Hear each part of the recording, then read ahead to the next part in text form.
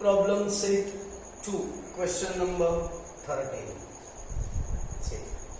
A diagram is given. You can see here triangle ABC is drawn. And what is the given information? Segment AD is perpendicular to segment BC. बघा काय काय information दिले. Triangle ABC मध्ये AD हा BC वर perpendicular आहे, लंब आहे. Segment AD is perpendicular to segment BC. अजून एक खूप इम्पॉर्टंट इन्फॉर्मेशन दिली आहे. DB हे जे डिस्टन्स आहे, DB हे डिस्टन्स CD च्या 3 टाइम आहे. बघा DB is equal to 3CD. म्हणजे हे जे डिस्टन्स आहे ना DB हे याच्या 3 टाइम आहे. म्हणजे हे जर 2 असेल तर हे 6 येणार. याच्या 3 टाइम आहे. हे इथून एवढं 10 असेल तर हे 30 येणार. ओके, एवढी इन्फॉर्मेशन आपल्याला दिलेली आहे. आणि यावरून आपल्याला प्रूव्ह काय करायचं सांगितले. बघा 2AB स्क्वेअर डायग्राम मध्ये कुठे दिसतंय का बघा तुम्ही. 2AB square is equal to 2AC square आणि प्लस BC स्क्वेअर. हे तुम्हाला प्रूव्ह करायचं आहे. बऱ्याच वेळा अशा टाईपचे क्वेश्चन असते ना, थोडंसं आपल्याला कॉम्प्लिकेटेड वाटतं. कारण प्रूव्ह कसं करायचं हे आपल्याला पहिल्यांदा समजून घ्यावं लागणार आहे. बघा खूप इझी केलेलं आहे, पण प्रॅक्टिस पाहिजे. बघा लक्षात ठेवा. बघा BC is equal to CD plus DB. ही डायग्राम इथे परत एकदा मी करतो. बघा अशा टाइप मध्ये डायग्राम आहे. इथे परपेंडिक्युलर आहे A B C आणि ते D आहे. ओके, BC दिसतं तुम्हाला. BC जर काढायचं असेल तर आपल्याला कोणाकोणाची ऍडिशन करावी लागेल मला सांगा. या दोघांची ऍडिशन केली की BC येईल का. म्हणून बघा BC is equal to CD plus DB. Support दिला. D is between C and B. बघा CD आणि DB या दोघांची ऍडिशन केली की कोण मिळणार आहे. BC मिळणार आहे. पहिला तर काही कोणाचाच प्रॉब्लेम नसता. ओके, सेकंड बघूया. BC is equal to CD plus मला सांगा DB ची व्हॅल्यू बघा गिवन इन्फॉर्मेशन मध्ये दिली आहे. बघा DB ची व्हॅल्यू किती आहे. 3CD आहे का. म्हणून DB च्या ठिकाणी आपण टाकलं 3CD टाकलं. बघा हे CD आहे कसं. DB म्हणजेच कोण 3CD. इथे आहोत आपण सपोर्टला गिवन असं लिहू शकतो. गिवन. आता गिवन मध्ये काय आहे हे ब्रॅकेट मध्ये मी लिहितो. गिवन मध्ये काय होतं. DB is equal to 3CD. हे गिवन इन्फॉर्मेशन आहे. म्हणून DB च्या ठिकाणी 3CD टाकलं. CD आणि 3CD या दोघांची ऍडिशन केली. इथे 3 आहे ते 1 आहे. किती आलं 4CD आलं. म्हणजे BC is equal to 4CD. यावर CD ची व्हॅल्यू फाइंड आउट करा. CD इज इक्वल टू च्या पलीकडे ठेवा. हे 4 इंटू 1 केले. इकडे गेलं तर अपॉन होते. BC upon 4 is equal to CD. This one is a very important information. We have to use this information in the further step. You can see here. BC upon 4 is equal to CD. इथे पर्यंत बघा कुठे problem असेल तर परत एकदा बघा. BC म्हणजे CD आणि DB ची ऍडिशन. DB म्हणजेच कोण आहे मला सांगा 3CD. हे गिवन मध्ये आहे. इथे 3CD आहे ते 1CD म्हणून 4CD आलं. हे 4 इंटू आहे. इकडे गेलं तर अपॉन म्हणून BC upon 4 is equal to CD. इथेपर्यंत प्रॉब्लेम नसा. आता इन ट्रायंगल ADB. हा ट्रायंगल बघा. इन ट्रायंगल ADB हा ट्रायंगल दिसतोय. यामध्ये आपण पायथागोरस थेरम यूज करतोय. या ट्रायंगल मध्ये पायथागोरस थेरम वापरला. बघा AB square is equal to AD square plus DB square. बघा AB square is equal to AD square plus DB square. Pythagoras theorem. पुढच्या स्टेप मध्ये काय करायचं. फक्त AD स्क्वेअर तिकडेच राहू द्या. या प्लस डीबी आहे ना, डीबी स्क्वेअर इकडे घ्या, मायनस डीबी स्क्वेअर. मग काय आलं बघा, AB square minus DB square is equal to AD square. म्हणजे कुणाची व्हॅल्यू आली सांगा मला, एडी स्क्वेअरची व्हॅल्यू आली.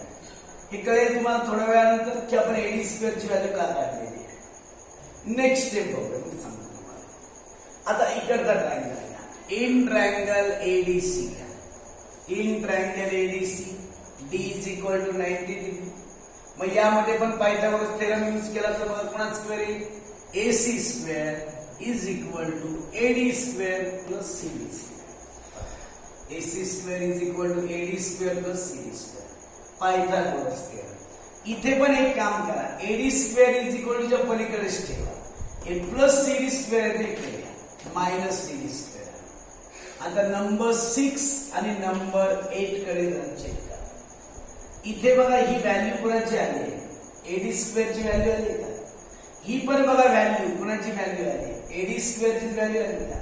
You can see here these both values are of AD square. कळतं का मी काय केलं, इथे एडी आपण एका साईडला काय घेतलं कळलं का. इथे आपल्याला एडी स्क्वेअरची व्हॅल्यू ही मिळाली, इथे पण मला सांगा एडी स्क्वेअरची ही व्हॅल्यू मिळाली. इथे बघा, इथे पण एडी स्क्वेअर, इथे पण AD square. Right side same आहे का, म्हणून लेफ्ट साइड पण सेम आहे. AB square minus DB square is equal to AC square minus CD square. बघा इथेपर्यंत प्रॉब्लेम असेल तर पुन्हा एकदा सांगतो एवढा पाठ. याच्यामध्ये पायथागोरस थेरम वापरला, एडीबी ट्रायंगल मध्ये पायथागोरस थेरम वापरला. AB square is equal to AD square plus BD square. आपण पायथागोरस थेरम वापरला. ओके, मग आपण काय केलं, एडी स्क्वेअर तिकडेच ठेवला, हे प्लस डीबी स्क्वेअर इथे आले मायनस नंबर 6 चा. आता या साइडचा triangle in triangle ADC, in triangle ADC D 90 आला. इथेही पायथागोरस थेरम वापरलं. इथे पण बघा एडी स्क्वेअर होता की नाही, हा AD square is equal to पलीकडेच राहिला, फक्त प्लस सीडी इकडे घेऊन मायनस आहे. 6 आणि 8 मध्ये तुम्हाला काय दिसतंय, दोन्ही व्हॅल्यू ज्या आहेत त्या कुणाच्या व्हॅल्यू आहे, एडी स्क्वेअरच्या व्हॅल्यू आहेत ना. बघा राईट साइड सेम आहे बघा, म्हणून लेफ्ट साइड पण सेम आहे. कळतंय का आतापर्यंत तरी. ओके, स्टेटमेंट नंबर किती आले, 9 पर्यंत आला. आता 10 statement, AB square is equal to AC square हे मायनस डीबी स्क्वेअर आहे का. मायनस डीबी स्क्वेअरला तिकडे घेतलं बघा, प्लस डीबी स्क्वेअर आहे मायनस सीडी स्क्वेअर. काय केलं नेक्स्ट स्टेप मध्ये, फक्त एबी स्क्वेअर इकडे ठेवला, मायनस डीबी स्क्वेअर तिकडे गेलं प्लस केला. आपण असं का केलं, कारण तुम्हाला बघा जे प्रूव्ह करायचंय ना त्यामध्ये एका साईडला फक्त कोण आहे, एबी स्क्वेअर आहे. म्हणून आपण काय केलं, इथे बघा ना एबी स्क्वेअर ऑलरेडी होता, एक्स्ट्रा कोण होता, मायनस डीबी स्क्वेअर होता ना, म्हणून या मायनस डीबी स्क्वेअरला तिकडे घेतल्यामुळे प्लस झाला. मग इज इक्वलच्या अलीकडे बघा फक्त एबी स्क्वेअर आहे का.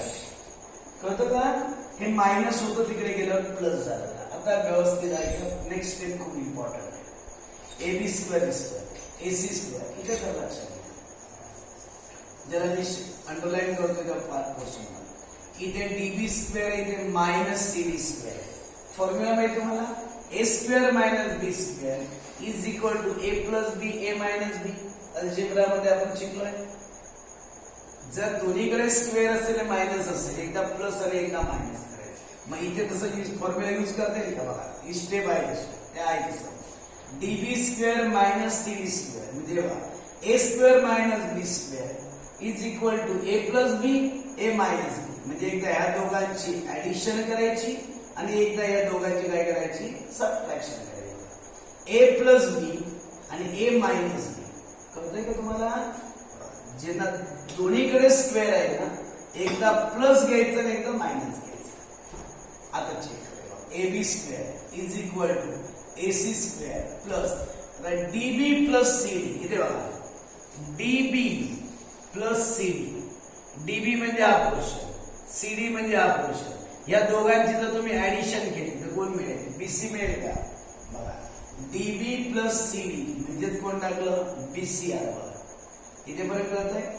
आता बघा डीबी ची पुन्हा व्हॅल्यू टाकली. मला सांगा डीबी ची व्हॅल्यू गिवन मध्ये होती बघा. डीबी म्हणजे किती दिलं होतं? 3CD दिलंय का? डीबी म्हणजे 3CD बघा.